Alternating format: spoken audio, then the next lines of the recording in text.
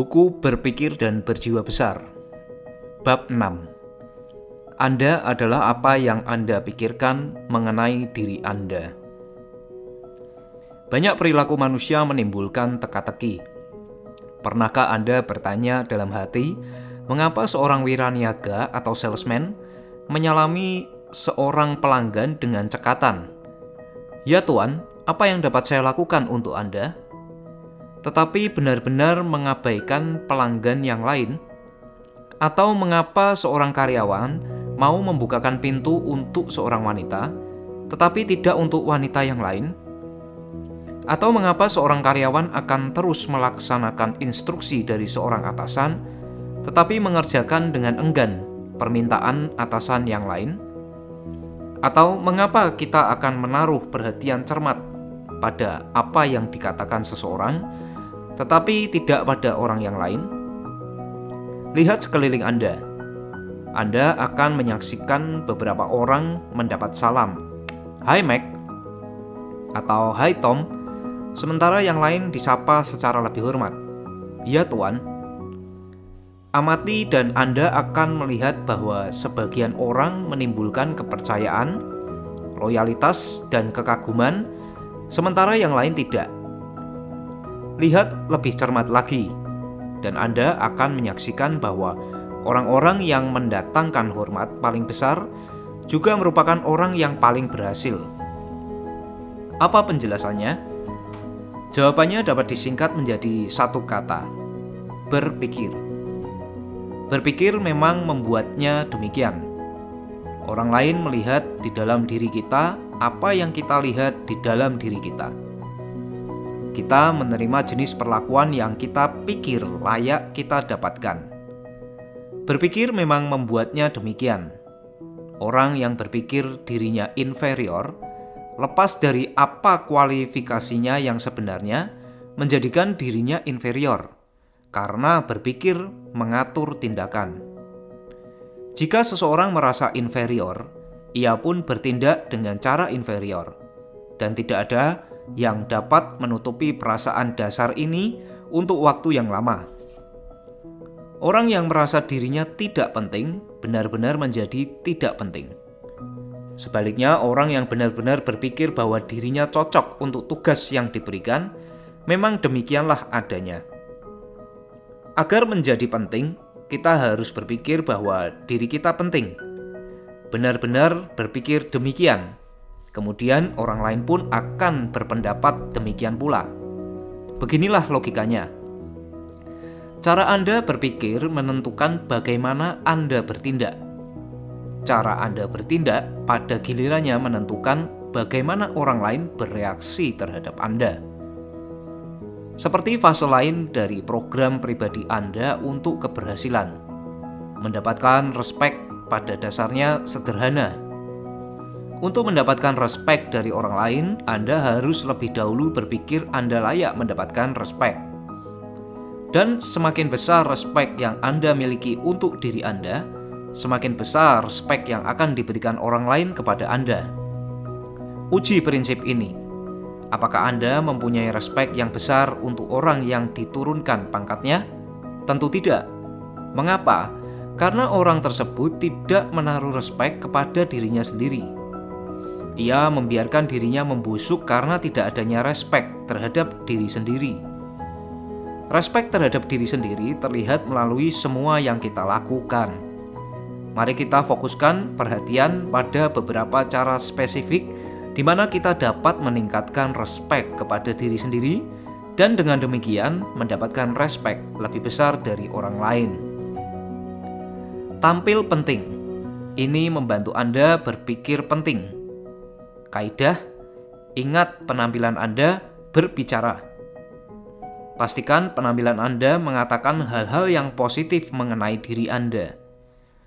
Jangan pernah meninggalkan rumah tanpa merasa pasti bahwa Anda tampak seperti jenis orang yang Anda inginkan.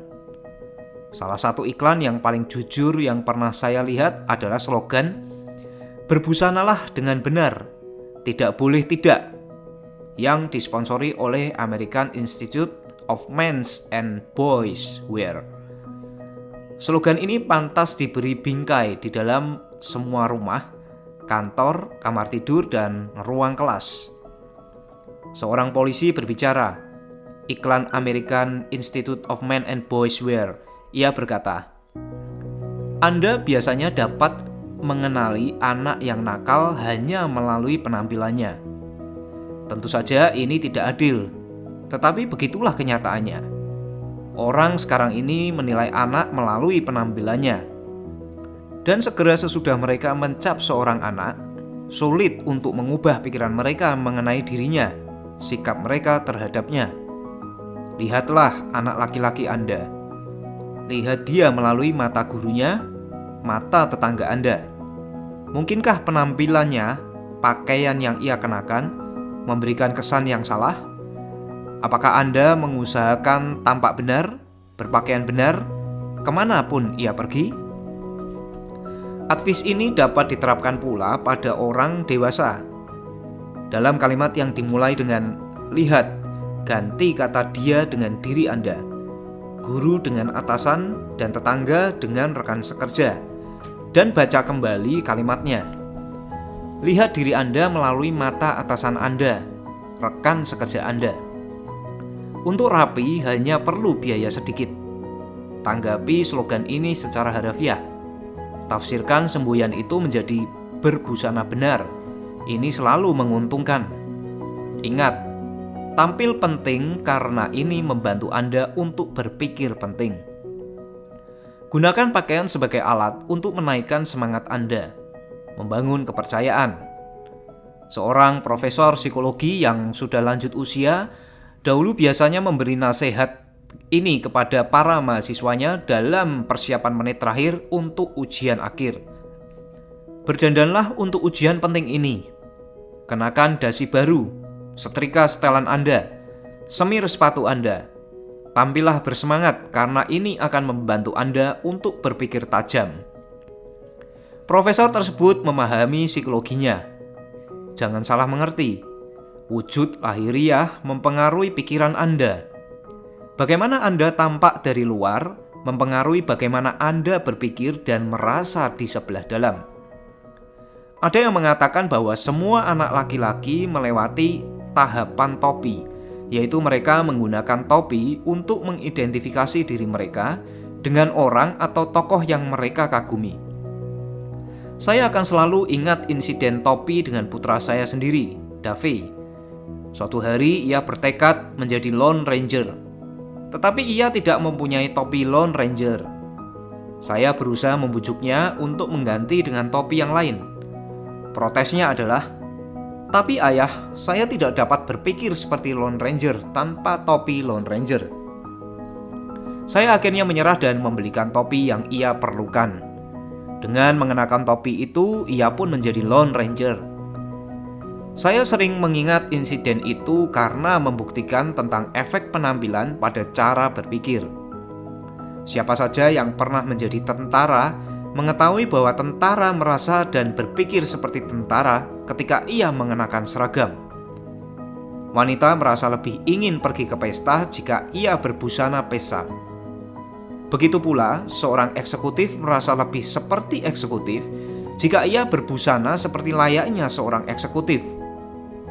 Seorang wiraniaga mengekspresikan kepada saya dengan cara ini, "Saya tidak dapat berhasil, dan saya harus merasa berhasil jika saya akan menghasilkan penjualan besar. Jika saya tidak tahu saya memang tampak demikian." Penampilan Anda berbicara kepada Anda, tetapi penampilan tersebut juga berbicara kepada orang lain. Penampilan membantu menentukan apa yang orang pikirkan mengenai diri Anda. Dalam teori, memang menyenangkan mendengar bahwa orang harus memandang intelek seseorang, bukan pakaiannya. Akan tetapi, jangan salah paham. Orang benar-benar menilai diri Anda berdasarkan penampilan Anda. Penampilan Anda adalah dasar pertama yang dimiliki orang lain untuk menilai. Dan kesan pertama sangat menentukan penilaian selanjutnya. Di pasar swalayan saya melihat sebuah meja dengan anggur tanpa biji di atasnya seharga 1,3 pounds per pon. Di atas meja lain ada anggur yang tampaknya sama, tetapi yang ini dikemas dalam bungkus plastik yang dihargai 3 pounds per 2 pound. Saya bertanya kepada penjualnya, apa bedanya anggur yang dijual dengan harga 1,3 pounds per pound dan anggur yang dihargai 3 pounds per 2 pound? Bedanya, ia menjelaskan, adalah bungkus plastiknya. Kami menjual 2 kali lebih banyak anggur di dalam bungkus plastik ini. Anggur tersebut tampak lebih bagus. Ingat contoh tentang anggur ini kali berikutnya Anda menjual barang Anda. Dengan kemasan yang tepat, Anda mempunyai peluang yang lebih baik untuk mengadakan penjualan dan dengan harga yang lebih tinggi. Intinya adalah semakin baik Anda dikemas, semakin besar penerimaan publik yang akan Anda dapatkan. Besok, amati siapa yang tampak mendapat respek paling besar dan sambutan di restoran, di atas bus, di lobi yang sesak, di toko, dan di tempat kerja. Orang memandang orang lain, membuat penimbangan cepat dan kerap tanpa sadar, dan kemudian memperlakukannya sesuai dengan hasil penimbangannya. Kita memandang beberapa orang dan berespon dengan sikap, "Hey Mike." Kita memandang orang yang lain dan berespon dengan perasaan, "Ya Tuan." Ya, penampilan orang benar-benar berbicara. Penampilan orang yang berbusana apik mengatakan hal-hal yang positif. Penampilannya mengatakan kepada orang banyak, ini dia orang yang penting, pandai, berhasil dan dapat diandalkan. Orang ini dapat dihormati, dikagumi, dipercaya. Ia menghormati dirinya sendiri dan saya menghormatinya. Penampilan orang yang berantakan mengatakan hal-hal yang negatif. Penampilannya mengatakan, ini dia orang yang tidak berhasil. Ia ceroboh, tidak efisien, tidak penting. Ia cuma orang biasa. Ia tidak perlu diperlakukan secara khusus. Ia biasa dipermainkan. Ketika saya menekankan hormati penampilan Anda di dalam program pelatihan, saya selalu mendapat pertanyaan. Penampilan memang penting, tetapi bagaimana Anda mengharapkan saya dapat memilih jenis pakaian yang benar-benar membuat saya merasa benar dan yang menyebabkan orang lain menghormati saya? Pertanyaan itu membingungkan banyak orang. Pertanyaan ini mengganggu saya untuk waktu yang lama. Akan tetapi jawabannya sebenarnya sederhana. Bayar 2 kali lebih banyak dan beli setengahnya. Hafalkan jawaban ini. Kemudian praktekkan. Terapkan jawaban ini pada topi, setelan, sepatu, kaos kaki, jas, semua yang Anda kenakan. Sejauh berkepentingan dengan penampilan, kualitas jauh lebih penting dibandingkan kuantitas.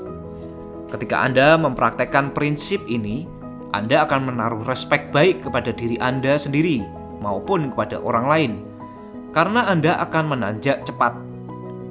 Dan Anda akan mendapatkan diri Anda sebenarnya menghemat ketika Anda membayar 2 kali lebih banyak dan membeli setengah saja. Karena 1. Pakaian Anda akan awet lebih dari 2 kali lebih lama karena lebih dari 2 kali lebih bagus. Dan biasanya akan memperlihatkan kualitas selama masih bertahan. 2. Model yang Anda beli akan bertahan lebih lama. Pakaian yang lebih baik selalu demikian.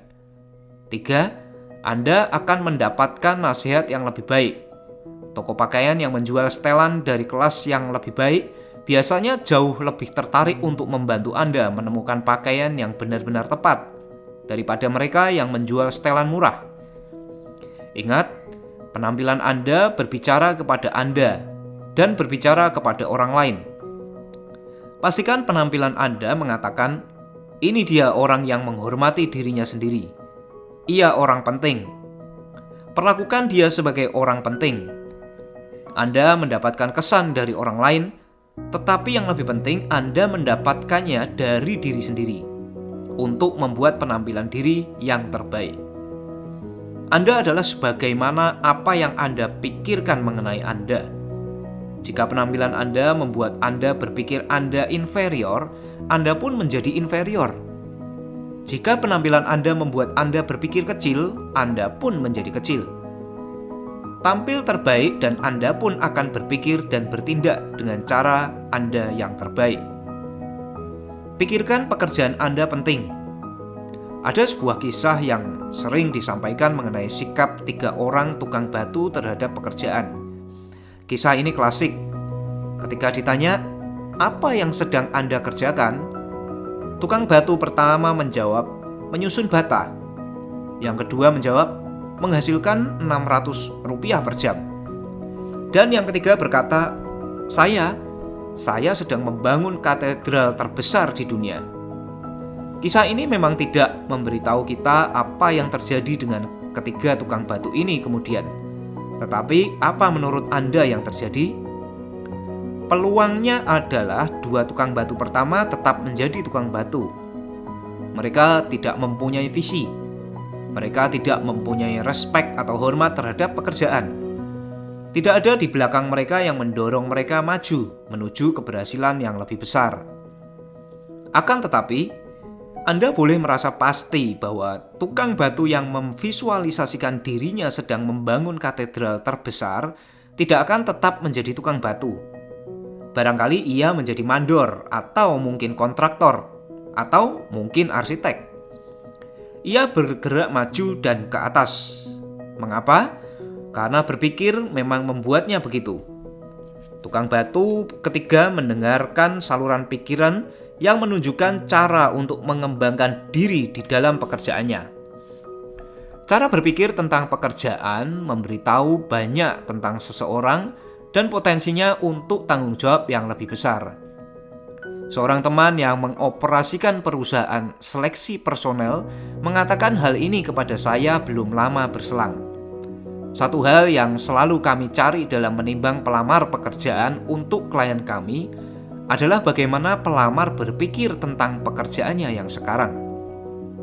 Kami selalu terkesan jika kami mendapatkan bahwa pelamar berpikir bahwa pekerjaannya yang sekarang adalah penting, walaupun mungkin ada sesuatu mengenai pekerjaan itu yang tidak ia sukai.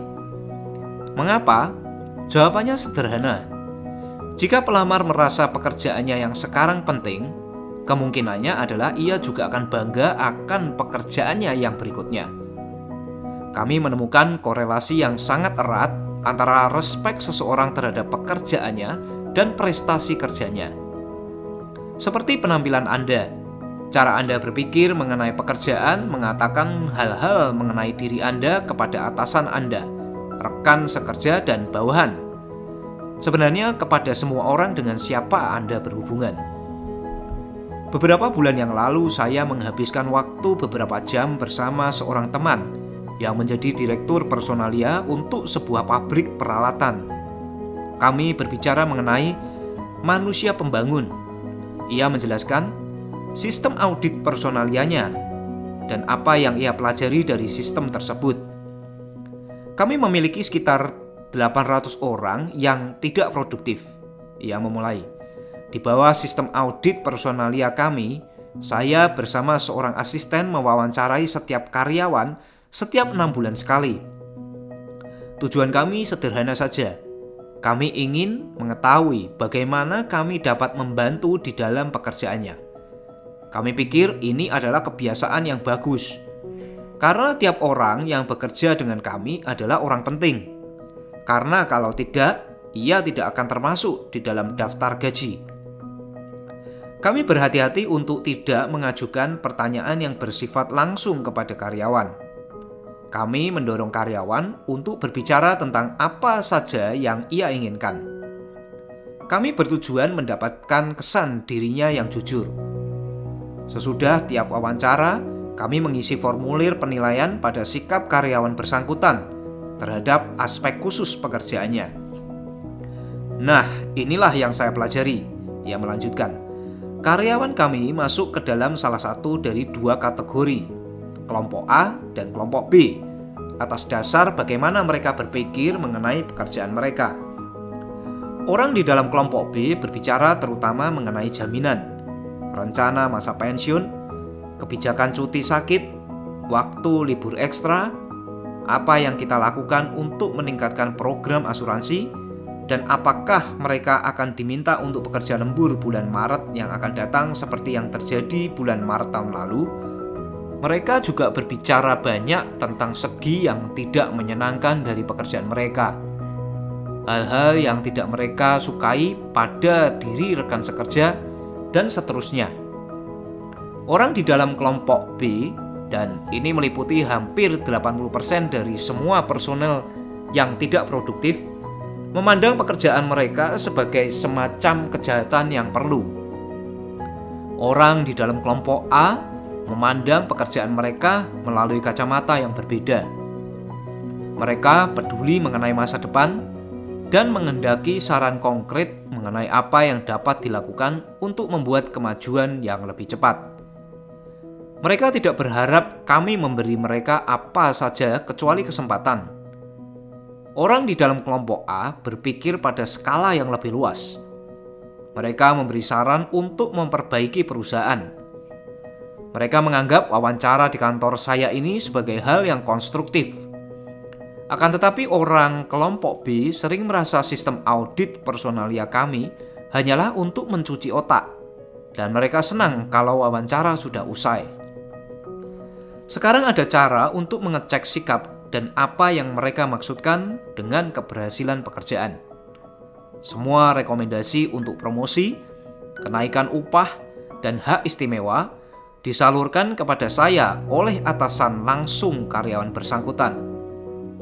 Hampir selalu orang dari kelompok A lah yang direkomendasikan. Dan kembali hampir tanpa kecuali, masalah datang dari kategori kelompok B. Tantangan terbesar di dalam pekerjaan saya, ia berkata, adalah mencoba membantu orang pindah dari kelompok B ke kelompok A.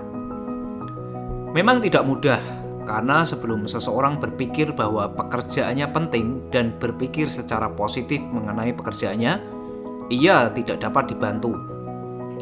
Ini adalah bukti konkret bahwa Anda adalah apa yang Anda pikir mengenai diri Anda. Apa yang kekuatan pikiran Anda arahkan Anda untuk menjadi. Berpikirlah bahwa Anda lemah. Berpikirlah bahwa Anda tidak mempunyai apa yang dibutuhkan. Berpikirlah bahwa Anda akan kalah. Berpikirlah bahwa Anda adalah orang kelas 2. Berpikirlah dengan cara ini dan Anda pun pasti gagal. Akan tetapi berpikirlah sebaliknya. Saya orang penting. Saya memiliki apa yang dibutuhkan. Saya pelaksana kelas 1. Pekerjaan saya penting. Berpikirlah dengan cara ini, Anda pun langsung menuju keberhasilan. Kunci untuk mendapatkan apa yang Anda inginkan terletak di dalam cara berpikir positif terhadap diri sendiri. Satu-satunya dasar real yang dimiliki orang lain untuk menilai kemampuan Anda adalah tindakan Anda. Dan tindakan Anda dikendalikan oleh pikiran Anda. Anda adalah apa yang Anda pikir mengenai diri Anda. Kenakanlah sepatu penyelia atau supervisor untuk sesaat dan tanyakanlah kepada diri sendiri mana orang yang akan Anda rekomendasikan untuk mendapat kenaikan gaji atau promosi. 1. Sekretaris yang ketika eksekutifnya datang sedang keluar kantor menghabiskan waktu membaca majalah, atau sekretaris yang menggunakan waktu seperti ini untuk mengerjakan banyak hal kecil yang membantu eksekutif tersebut menyelesaikan lebih banyak hal ketika ia kembali. 2. Karyawan yang mengatakan, "Oh, baiklah, saya selalu dapat memperoleh pekerjaan lain. Jika mereka tidak suka cara saya bekerja, saya akan berhenti." Atau karyawan yang memandang kritik secara konstruktif dan dengan tulus berusaha melakukan pekerjaan yang berkualitas lebih tinggi. 3. Wiraniaga yang mengatakan kepada seorang pelanggan, "Oh, saya hanya melakukan apa yang diperintahkan. Mereka cuma menyuruh saya pergi dan melihat apakah Anda memerlukan sesuatu." Atau wiraniaga yang berkata, "Tuan Brown, saya di sini untuk membantu Anda." 4. Mandor yang berkata kepada seorang karyawan, "Terus terang, saya tidak terlalu menyukai pekerjaan saya. Orang-orang di atas sana menjengkelkan saya." Saya tidak tahu apa yang mereka bicarakan dalam hampir separuh waktu mereka. Atau penyelia yang berkata, Anda harus sudah menduga adanya hal-hal yang tidak menyenangkan dalam semua pekerjaan. Akan tetapi, saya jamin, atasan kita cukup adil. Mereka akan bekerja bersama kita. Bukankah sudah jelas mengapa banyak orang tetap berada pada satu tingkat sepanjang hidup mereka? Cara berpikir mereka sendiri yang membuat mereka tetap berada di sana. Seorang eksekutif periklanan pernah berkata kepada saya tentang pelatihan tidak resmi yang diadakan di kantornya untuk melatih orang baru yang belum berpengalaman. Sebagai kebijakan perusahaan, katanya, kami merasa pelatihan awal yang terbaik adalah menugaskan orang muda yang biasanya kebetulan lulusan perguruan tinggi sebagai pengantar surat. Kami tidak melakukan ini karena kami merasa bahwa orang perlu 4 tahun pendidikan universitas untuk membawa surat dari satu kantor ke kantor lain. Tujuan kami adalah memberi pendatang baru tersebut pemaparan maksimum pada bermacam hal yang harus dikerjakan dalam pekerjaan periklanan. Sesudah ia mengetahui seluk-beluknya, kami memberi tugas kepadanya. Kadang, walaupun kami sudah menjelaskan secara berhati-hati mengapa kami memintanya memulai di ruang pos, mereka merasa bahwa pengantar surat merendahkan mereka dan tidak penting. Jika ini yang terjadi, kami pun tahu kami sudah memilih orang yang salah. Jika ia tidak mempunyai visi untuk melihat bahwa menjadi pengantar surat adalah langkah yang perlu dan praktis menuju tugas yang penting, maka ia tidak mempunyai masa depan di dalam bisnis ini. Ingat, para eksekutif menjawab pertanyaan, apa yang akan ia lakukan pada tingkat yang spesifik itu? Dengan menjawab lebih dahulu pertanyaan, apa jenis pekerjaan yang ia lakukan di tempat ia berada sekarang? Berikut ini adalah beberapa logika yang sehat, langsung dan mudah. Bacalah sedikitnya 5 kali sebelum Anda melanjutkan. Orang yang berpikir pekerjaannya penting mendapat isyarat mental tentang bagaimana melakukan pekerjaannya dengan lebih baik. Dan pekerjaan yang lebih baik berarti promosi lebih besar, uang lebih banyak, prestis lebih besar, kebahagiaan lebih besar. Kita semua sudah melihat bagaimana anak-anak dengan cepat meniru sikap, kebiasaan, ketakutan, dan preferensi orang tua mereka. Entah itu pilihan makanan, perangai, agama, dan pandangan politik, atau perilaku jenis lain. Anak adalah cerminan hidup dari bagaimana orang tua atau pengasuhnya berpikir, karena ia belajar mulai meniru. Dan begitu pula orang dewasa. Orang terus meniru orang lain sepanjang hidup. Dan mereka meniru pemimpin dan penyelia mereka. Pikiran dan tindakan mereka dipenuhi oleh orang-orang ini. Anda dapat mengecek hal ini dengan mudah. Perhatikan teman Anda dan orang yang menjadi atasannya, dan perhatikan kesamaan dalam berpikir dan bertindak. Berikut ini adalah beberapa cara teman Anda mungkin meniru atasannya atau teman sekerja lain. Pilihan kata dan tugas, cara ia merokok, beberapa ekspresi wajah dan perangai, pilihan pakaian, dan seterusnya. Ada banyak cara untuk meniru. Satu cara lain untuk melihat kekuatan peniruan adalah dengan mengamati karyawan dan membandingkan mereka dengan kepala. Ketika si kepala gugup, tegang, khawatir, maka rekan dekatnya merefleksikan sikap yang serupa. Akan tetapi jika si kepala tenang, merasa enak, begitu pula para karyawannya. Intinya adalah ini. Cara kita berpikir mengenai pekerjaan kita menentukan bagaimana bawahan kita berpikir mengenai pekerjaan mereka. Sikap terhadap pekerjaan dari bawahan kita adalah cerminan langsung dari sikap kita sendiri terhadap pekerjaan. Baik sekali untuk diingat bahwa titik superioritas kita dan kelemahan tampak di dalam perilaku orang yang melapor kepada kita, sama seperti anak merefleksikan sikap orang tuanya. Pertimbangkan satu karakteristik dari orang yang berhasil, antusiasme.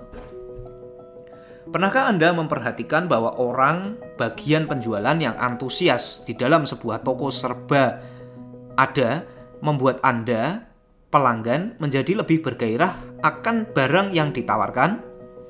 Atau pernahkah Anda melihat bagaimana seorang pendeta atau pembicara lain yang penuh semangat membuat para pendengarnya terjaga, siaga, dan antusias? Jika Anda mempunyai antusiasme, orang di sekeliling Anda juga akan memilikinya. Akan tetapi, bagaimana orang mengembangkan antusiasme? Langkah dasarnya sederhana. Berpikirlah penuh antusias. Kembangkan di dalam diri Anda suatu perasaan optimis dan progresif bahwa ini hebat dan saya 100% menyokongnya. Anda adalah apa yang Anda pikirkan. Berpikirlah penuh antusiasme, maka Anda akan menjadi antusias. Untuk mendapatkan kerja yang berkualitas tinggi, antusiaslah mengenai pekerjaan yang Anda ingin selesaikan. Orang lain akan tertular antusiasme yang Anda bangkitkan dan Anda akan mendapatkan prestasi kelas 1. Akan tetapi jika dengan cara yang negatif, Anda menipu perusahaan dalam uang belanja, suplai, waktu, dan cara-cara picik lain, maka apa yang dapat Anda harapkan akan dilakukan oleh bawahan Anda? Biasakan datang terlambat dan pulang lebih cepat, maka apa menurut Anda yang akan dilakukan oleh pasukan? Dan ada satu insentif besar buat kita untuk berpikir benar mengenai pekerjaan kita, sehingga bawahan akan berpikir benar mengenai pekerjaan mereka. Atasan kita mengevaluasi diri kita dengan mengukur kualitas dan kuantitas keluaran yang kita dapatkan dari orang yang melapor kepada kita. Mari kita lihat dengan cara ini. Siapa yang akan Anda promosikan menjadi manajer penjualan? Manajer penjualan cabang yang para wiraniaganya melakukan pekerjaan yang superior, atau manajer cabang yang para wiraniaganya hanya mempunyai prestasi biasa saja? Atau siapa yang akan Anda rekomendasikan untuk mendapatkan promosi menjadi manajer produksi? Penyelia yang departemennya memenuhi kuotanya, atau penyelia yang departemennya tertinggal di belakang? Di bawah ini adalah 2 saran untuk membuat orang lain bekerja lebih banyak dari Anda. 1. Selalu perlihatkan sikap positif terhadap pekerjaan Anda, sehingga bawahan Anda akan menangkap cara berpikir yang benar. Kedua, sementara Anda mendekati pekerjaan Anda setiap hari, bertanyalah kepada diri sendiri, apakah saya layak dalam segala segi untuk ditiru? Apakah semua kebiasaan saya sebegitu rupa sehingga saya akan senang melihat kebiasaan tersebut pada diri bawahan saya? Beri diri Anda percakapan pendek pemberi semangat beberapa kali sehari. Beberapa bulan yang lalu, seorang wiraniaga mobil menceritakan kepada saya tentang teknik yang menghasilkan sukses yang ia kembangkan. Tekniknya masuk akal.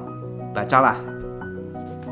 Bagian besar dari pekerjaan saya selama 2 jam sehari, wiraniaga tersebut menjelaskan, adalah menelpon calon pembeli untuk mengatur janji temu untuk demonstrasi.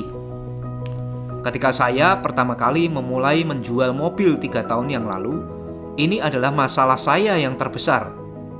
Saya pemalu dan penakut, dan saya tahu suara saya terdengar demikian lewat telepon.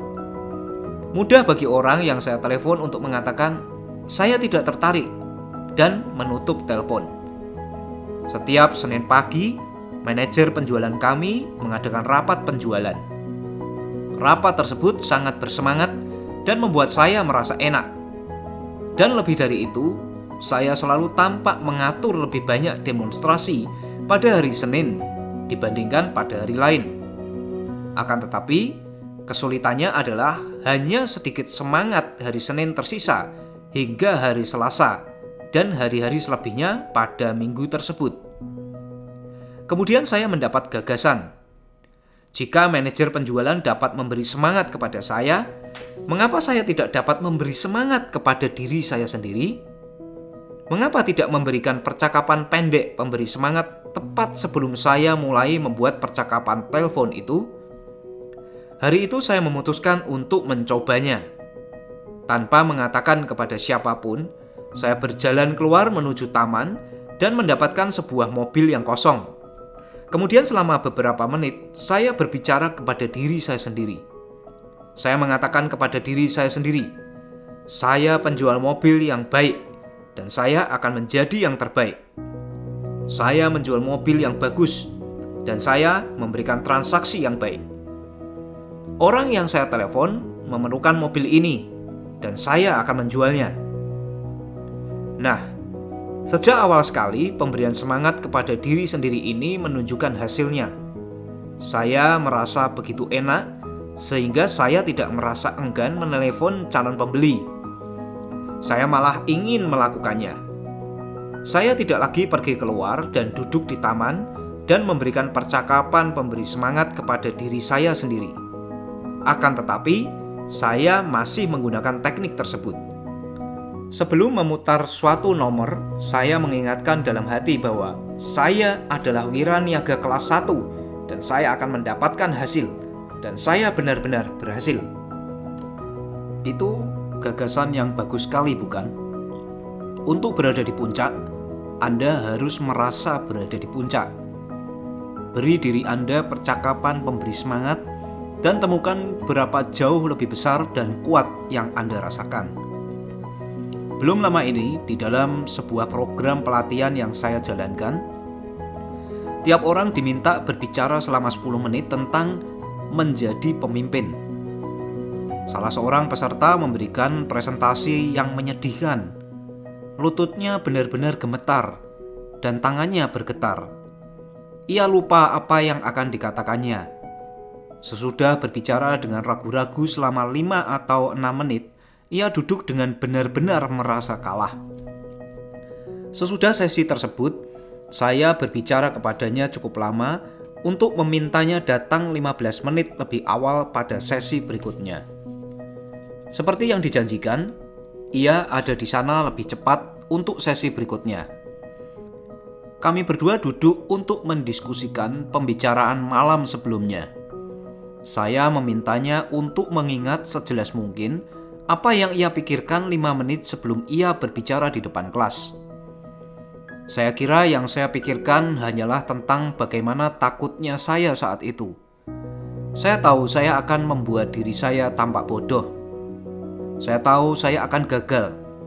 Saya terus berpikir, siapa saya ini berani-beraninya berbicara tentang menjadi pemimpin? Saya mencoba mengingat apa yang akan saya katakan. Tetapi yang dapat saya pikirkan hanyalah mengenai kegagalan. Di sanalah saya menyela. Jawaban bagi masalah Anda. Sebelum Anda bangkit untuk berbicara di depan kelas, Anda memberi pukulan mental yang hebat. Anda meyakinkan diri sendiri bahwa Anda akan gagal. Tidak heran jika percakapan Anda tidak berhasil baik. Bukannya mengembangkan keberanian, Anda malah mengembangkan ketakutan. Nah, sesi malam ini, saya melanjutkan, akan dimulai dalam waktu 4 menit lagi. Inilah yang saya ingin agar Anda lakukan. Beri diri Anda percakapan pemberi semangat selama beberapa menit berikut ini. Masuklah ke ruang kosong itu di seberang sana dan katakan kepada diri Anda sendiri, saya akan menyampaikan pembicaraan yang hebat. Saya punya sesuatu yang orang-orang itu perlu dengar dan yang saya ingin sampaikan. Terus ulangi kalimat-kalimat itu secara paksa dengan penuh keyakinan. Kemudian masuklah ke ruang rapat dan sajikan pidato Anda sekali lagi. Saya berharap Anda berada di sana untuk mendengar perbedaannya. Percakapan singkat, tegas pemberi semangat yang disampaikan kepada diri sendiri itu membantunya menyampaikan pidato yang luar biasa. Pelajaran yang dapat diambil dari sini, Berikan semangat kepada diri sendiri. Jangan praktekkan tindakan menghukum dan mengecilkan diri sendiri. Anda adalah apa yang Anda pikirkan mengenai diri Anda. Berpikirlah bahwa diri Anda lebih besar, maka Anda pun menjadi lebih besar. Setiap hari kita melihat orang yang setengah hidup, yang tidak lagi dapat berpikir sendiri dengan baik. Mereka tidak mempunyai respek kepada diri sendiri untuk sebagian besar produk mereka yang paling penting, yaitu diri mereka sendiri. Orang-orang ini acuh tak acuh. Mereka merasa kecil. Mereka merasa diri mereka bukan siapa-siapa. Dan karena mereka merasa begitu, maka mereka pun menjadi begitu. Orang-orang yang setengah hidup tersebut perlu menilai diri mereka lebih besar. Mereka perlu menyadari bahwa bagaimanapun mereka adalah orang kelas 1. Mereka memerlukan kepercayaan yang jujur dan tulus kepada diri sendiri. Tom Staley adalah seorang pemuda yang sedang maju dengan cepat. Tom mempunyai suatu sistem pribadi yang disebut iklan 60 detik Tom Staley. Ia selalu membawa iklan pribadinya ini kemana-mana. Beginilah bunyi iklannya. Tom Staley, perkenalkan, ini Tom Staley, orang penting, benar-benar penting. Tom, Anda pemikir besar, jadi berpikirlah besar. Berpikir besar mengenai segalanya. Anda memiliki banyak kemampuan untuk melakukan pekerjaan kelas 1. Jadi, lakukanlah pekerjaan kelas 1. Tom, Anda percaya akan kebahagiaan, kemajuan, dan keberhasilan. Jadi, berbicaralah hanya tentang kebahagiaan. Berbicaralah hanya tentang kemajuan. Berbicaralah hanya tentang keberhasilan. Anda memiliki banyak pendorong, Tom. Banyak pendorong. Jadi, manfaatkan pendorong itu. Tidak ada yang dapat menghentikan Anda, Tom. Tak satupun. Tom, Anda antusias. Biarkan antusias Anda terlihat. Anda tampak baik, Tom, dan Anda merasa baik. Tetaplah begitu. Tom Staley, Anda orang hebat kemarin dan Anda akan menjadi lebih hebat hari ini. Sekarang, maju terus, Tom. Maju terus. Menurut Tom, iklannya ini membantunya menjadi orang yang lebih berhasil dan dinamis. Sebelum saya mulai menjual diri saya kepada diri saya sendiri, ujar Tom, saya pikir saya inferior di hadapan hampir semua orang. Sekarang, saya menyadari bahwa saya memiliki apa yang diperlukan untuk menang, dan saya pun menang, dan saya selalu akan menang. Beginilah bagaimana mengembangkan iklan jual diri Anda kepada diri Anda sendiri. Pertama, seleksi kelebihan Anda. Titik-titik superioritas Anda. Bertanyalah kepada diri sendiri, apa saja kualitas diri saya yang terbaik? Jangan malu-malu dalam menggambarkan diri Anda. Berikutnya, tuangkan titik-titik superioritas ini ke atas kertas dalam kata-kata Anda sendiri. Tuliskan iklan Anda kepada diri sendiri. Baca ulang iklan milik Tom Staley.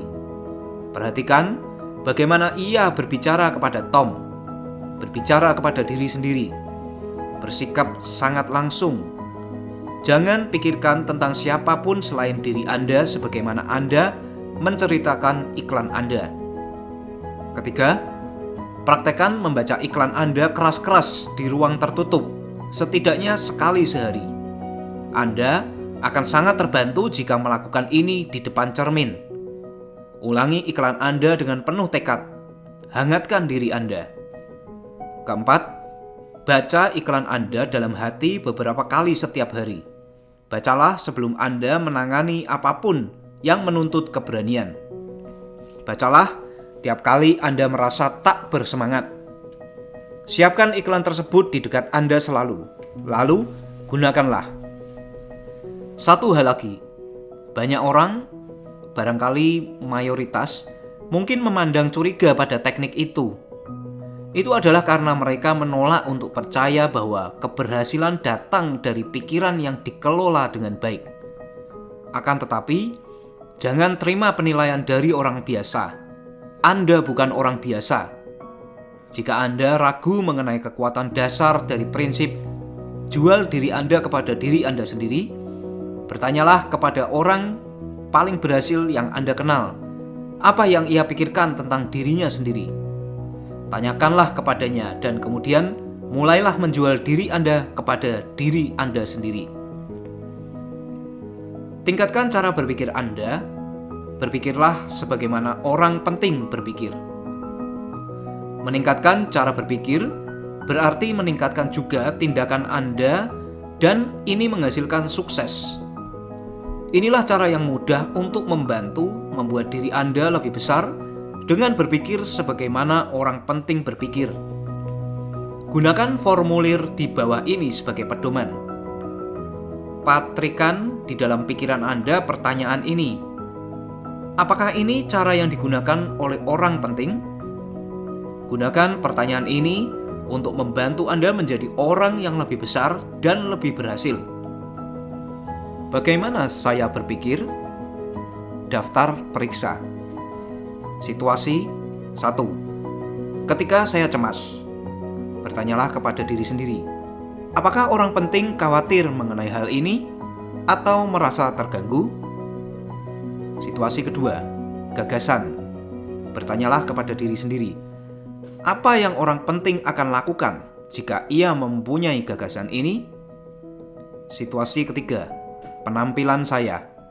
Bertanyalah kepada diri sendiri, apakah saya tampak seperti orang yang mempunyai respek maksimum terhadap diri sendiri? Situasi keempat, bahasa saya.